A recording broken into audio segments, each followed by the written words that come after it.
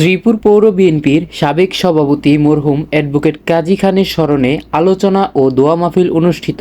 গাজীপুর শ্রীপুর পৌরসভার ৭ নং ওয়ার্ড বেড়াইদের চালা ব্যাপারী বাড়ি লিচুবাগান এলাকায় আলোচনা সভা ও দোয়া মাহফিল অনুষ্ঠিত হয়। ১৭ মার্চ বাদ আসর অ্যাডভোকেট কাজী খান স্মৃতি পরিষদের আয়োজনে আলোচনা, দোয়া ও ইফতার মাহফিলের আয়োজন করা হয়। আলোচনা সভায় প্রধান অতিথি হিসেবে বক্তব্য রাখেন গাজীপুর জেলা বিএনপির সিনিয়র যুগ্ম আহ্বায়ক ও কেন্দ্রীয় বিএনপির সহ-স্বাস্থ্য বিষয়ক সম্পাদক অধ্যাপক ডাক্তার এস.এম. রফিকুল ইসলাম বাচ্চু।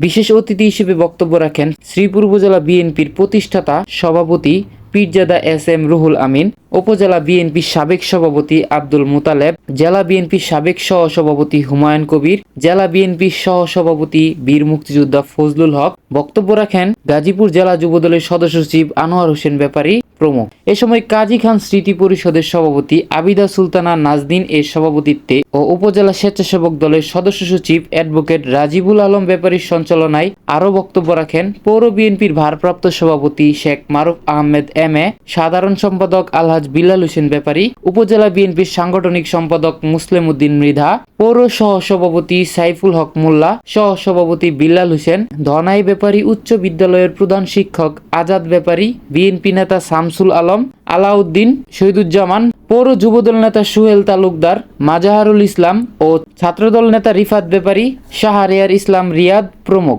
বিশেষ মোনাজাতের মাধ্যমে সমাপ্ত হয় পৌর বিএনপির সাবেক সফল সভাপতি মরহুম অ্যাডভোকেট কাজী খান এর স্মরণ সভা।